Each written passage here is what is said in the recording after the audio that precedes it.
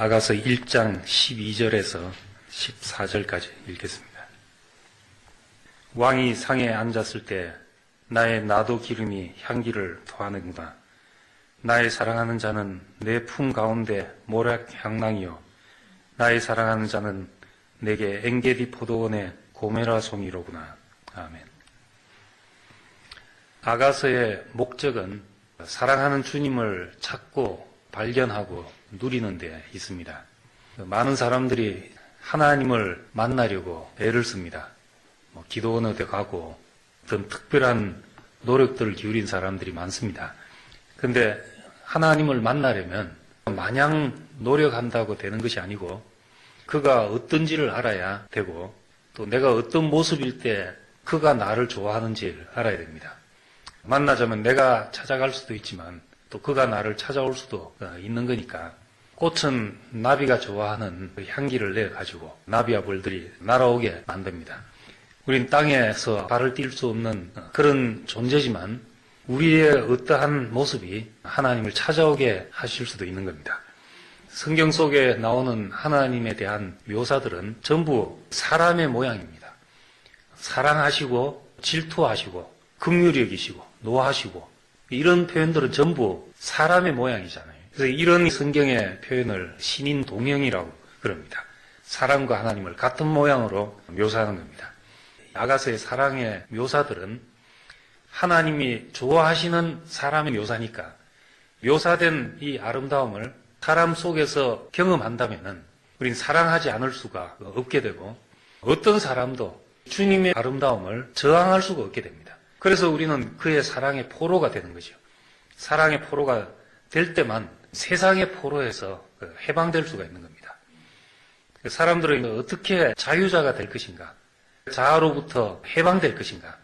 무엇에도 매이지 않을 것인가? 생각하지만은 그리스도 아름다움에 사로잡힌 사람이 되었다. 이럴 때는 다른 모든 것에서 해방이 되게 됩니다. 그리스도께 포로가 될 때, 하나님께 사로잡힐 때 다른 모든 것에서 자유케 되는 겁니다. 사람은 무엇에라도 한 가지는 매여야 되는데 가장 귀중한 것에 매임으로써 다른 모든 것에서 이제 해방이 되는 것. 이것이 성경의 방법이죠. 누구든지 가능한 일은 한 가지의 매임으로써 모든 것이 자유케 되는 것입니다. 십계명에도 하나님만 섬기라. 나 외에 다른 신을 두지 말라. 다른 어떤 것도 우상을 만들지 말라. 이 말씀을 실제로 살아보면 내 마음을 다하고 목숨을 다하고 뜻을 다하고 힘을 다해서 내가 위할 것이 생기면 사람은 그때 참으로 자유로운 사람이 되는 것입니다. 근데 이 첫째 계명이 없으면은 하늘에 있는 것도 우상이 되고 땅에 있는 것도 우상이 되고 시시한 문제에 매이고 시시한 감정에 매이고 조그만 것에 걸리고 또 조그만 것에 인생이 흔들리고 이렇게 되어버리고 마는 겁니다. 그런데 하나님만 섬기는 이것이 내 마음과 목숨과 뜻과 힘을 다해서 할 수 있는 일이 되면은 그 어떤 것도 나를 건들 것이 없게 되고 모든 것을 발 아래 두고 복종케 하고 만물을 다스리는 자가 되는 겁니다.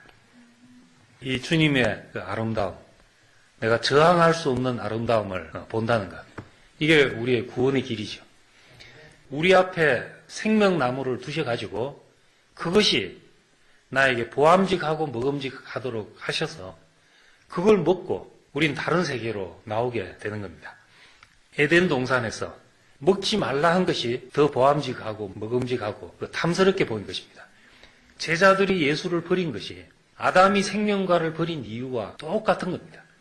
아가서에 묘사된 것처럼 내 인생을 사로잡을 아름다움으로 보여지게 되면 그때는 우리는 모든 것에서 해방되는 사람이 됩니다.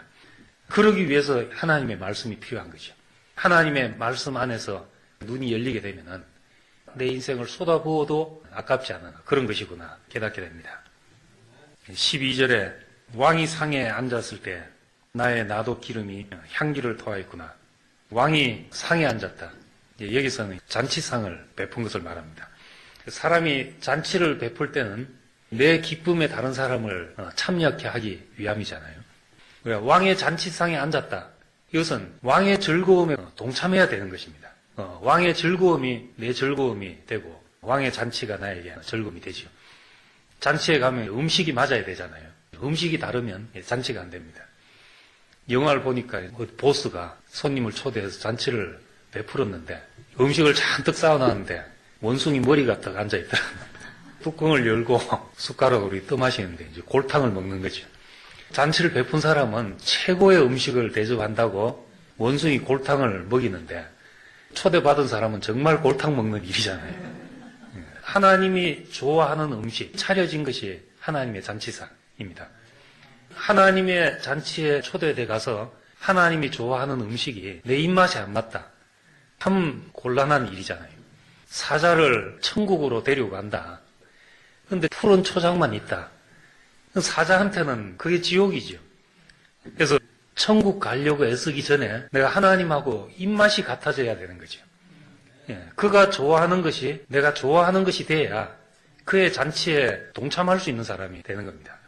그분의 입맛과 그분의 취향과 성질과 모든 것이 내가 공유할 수 있는 사람이 되면은 어디라도 천국이 되는 거죠.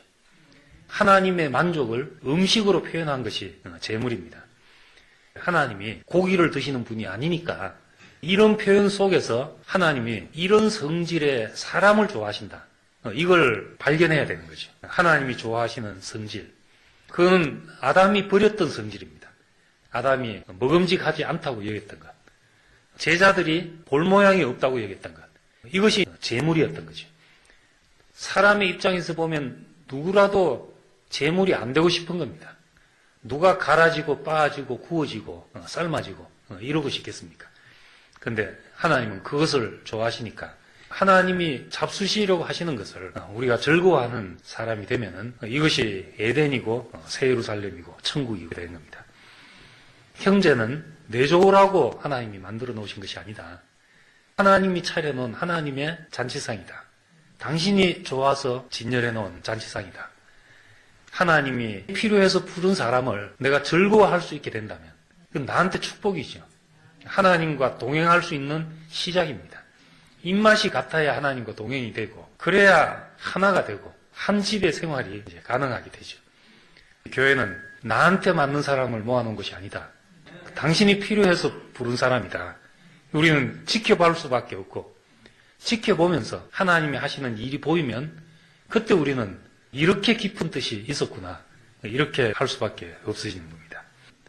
이민 와서 10년만 지나가도 하루 3끼 밥 먹는 게 좀 부담스럽잖아요.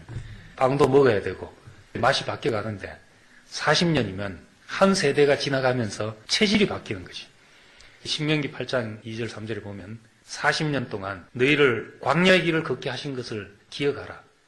줄이게 하시며 낮추시며 너희 열조도 알지 못하는 만나를 먹게 하신 것은 사람이 떡으로만 살 것이 아니요 하나님의 입으로 나오는 말씀으로 사는 줄 알게 하려 하십니다. 이런 말씀을 했습니다. 만나 주신 것은 하나님의 말씀과 우리의 체질을 맞추기 위해서 하신 것이다. 체질을 바꿔서 하나님의 말씀으로 살 수 있는 사람이 되게 하기 위해서 만나를 주셨다는 겁니다. 그와 입맛이 맞춰지고 발이 맞춰진 사람이 되면 완전한 안식에 들어가는 일이 됩니다. 하나님이 예수 안에서 우리를 받으셨다. 예수 안에 우리 생명이 감춰져 있다. 그랬으니까 하나님이 예수를 보시는 그것이 우리를 보시는 눈이고 그게 진짜 나라는 겁니다. 사람의 인식이라는 게 얼마나 믿을 게 못 되는지 여러 번 이야기했잖아요. 그래서 정말 믿을 수 있는 거는 하나님이 보시는 나, 말씀 안에 있는 내가 진짜 나고 내 상황이 현실이 아니고 말씀이 현실입니다. 지나놓고 보면 내가 현실이라고 생각했던 것은 꿈처럼 지나간 것이거든요. 근데 하나님의 말씀은 지나놓고 나면 열매가 되는 겁니다. 하나님의 말씀이 내 현실이다. 하나님 말씀 안에 있는 내가 이것이 진짜 나다. 우리 그렇게 믿고 살아야 되는 거죠. 왕의 잔치상에 앉았을 때 나의 나도 기름이 향기를 더하는구나. 여기 나도 기름이라 했는데 예수님의 발에 옥합을 깨뜨려서 부은 그 향이 나도 기름이라고 말하는데 요즘은 뚜껑 막에도 아주 정교하게 잘 만들어서 향수 같은 게 새나가지 않게 하지만은 향이라는 것은 그 뭐 조그만 틈이 있어도 다 새나갈 정도로 그 입자가 미세한 거니까 옛날에 그렇게 보존이 쉽지가 않죠. 그래서 아예 통으로 만들어서 쓰려면 깨서 써야 되는 것이 나드 기름이었습니다. 이 나드 기름은 여자가 자기가 사랑하는 앞에서 일생에 한 번 깨트리고 싶은 그런 기름이죠. 왕의 잔치상에 앉아서 나의 나드 기름이 향기를 더했다. 내가 그 앞에 깨졌다는 겁니다. 그분이 베푸시는 잔치 앞에서, 그의 말씀 앞에서 깨진 사람에게서 나는 향기를 말하는 겁니다. 사랑하는 사람을 위해서 일생에 한 번 깨뜨려지는 이 나드 기름처럼 마리아는 예수 앞에서 그렇게 깨졌고 술람미는 솔로몬 앞에서 그렇게 깨졌듯이 하나님 말씀 앞에서 깨진 사람에게서 나오는 향기, 이 향기가 하나님 앞에서 만족하게 하는 겁니다. 마치 신혼방에 가득 찬 향기처럼 하나님과 사람의 만남의 향기가 바로 이런 것입니다. 13절에는 사랑하는 자는 내 품에 가운데 모략의 향낭이요. 모략은 방부제로 쓰는 거니까 시체에도 넣고 하는 것이라서 죽음의 향기를 말합니다. 향낭이라고 했으니까 향기 주머니가 있어서 어디서 나는지 모르는데 당신에게 가면은 늘 그 모략의 향낭이 있는 것처럼 모략의 향기가 당신을 덮었습니다. 죽음의 향기가 당신을 덮었습니다. 죽은 냄새가 물씬 나는 사람. 이것이 하나님이 사랑하는 사람. 우리가 하나님의 사람을 사랑할 수밖에 없는 이유가 되는 것이죠. 14절에 나의 사랑하는 자는 내게 엔게디 포도원의 고베라 송이로구나 이렇게 말했습니다. 엔게디는 다윗이 사울을 피해서 다닐 때 숨었던 굴이 있던 곳이 엔게디 광야였습니다. 지리적으로는 유다 광야 중에서 가장 황량한 곳, 사람이 잘 찾지 않는 곳인데 엔게디는 염소의 샘물 이런 뜻이라 가지고 사막에 샘이 있는 오아시스 같은 곳이죠. 뭐 샘 하나 있어야 사막을 적시겠습니까? 메마른 곳에 이제 포도원이 조금 있는 곳에 거기에 옆에 핀 고베라 송이, 특별히 향이 강한 것이 이제 고베라라고 합니다. 이 척박한 광야에서 핀 꽃이 유달리 향기가 강하다. 모든 원리가 그렇습니다. 그 선인장 꽃이 참 아름답거든요. 어떻게 저렇게 메주같이 생긴 저기서 저런 꽃이 나오나 싶을 정도로 아름다운데 이 성질이 강한 것은 척박한 곳에서 나옵니다. 고추도 가물면은 매워진다 그러잖아요. 향기든지 맛이든지 강한 것은 척박한 데서 나오니까 이 선인장 꽃도 사막에서 피어서 더 아름다운지 모릅니다. 엔게디 포도원의 고베라 송이 척박한 환경에서 나와서 더욱 진한 향기를 내는 이런 꽃이죠. 왜 우리는 하나님 앞에 사랑스러운 존재인가? 척박한 곳에서 자라서 더 아름다운 것이 나온 겁니다. 내가 정말 포시라운 환경에서 주님을 찬양하고 있으면 누가 쳐다보겠어요? 그런데 정말 누가 봐도 원망이 나올 수밖에 없는 곳에서 거기서 향기가 나온다. 시궁창 냄새가 날 수밖에 없는 곳에서 향기가 난다. 이럴 때 모든 사람이 쳐다보는 겁니다. 엔게디 포도원의 고베라송이 이런 거죠. 그리스도는 빛나는 새벽별이다. 새벽은 밤이 가장 깊을 때를 말합니다. 밤이 가장 깊을 때 가장 빛나는 별처럼 예수는 우리에게 그런 분이죠.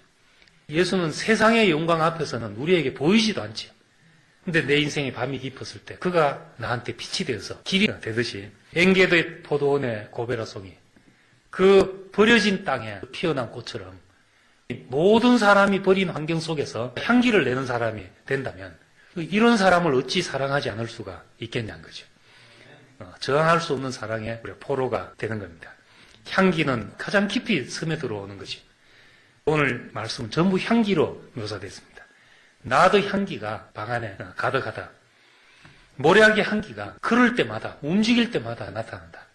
일마다 때마다 무슨 사건이 있을 때마다 그 사람에게서는 죽음의 향기가 난다. 척박한 환경인데 누구도 돌아보지 않는 그런 자리에서 고메라 송이의 향기가 나는 사람이다. 이럴 때 우리는 정말 사랑하지 않을 수 없는 사람, 하나님이 찾아올 수밖에 없는 사람이 됩니다. 우리 이런 향기로운 사람으로 살기를 원합니다. 기도드리겠습니다. 주의 은혜를 감사드립니다.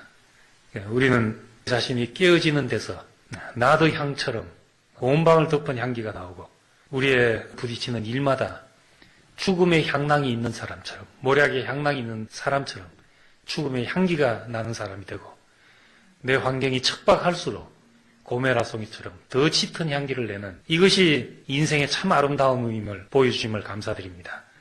그리스도는 내게 나드의 향기처럼, 모략의 향기처럼, 고메라 송이처럼, 주님 당신은 우리에게 향기로운 분이셨습니다.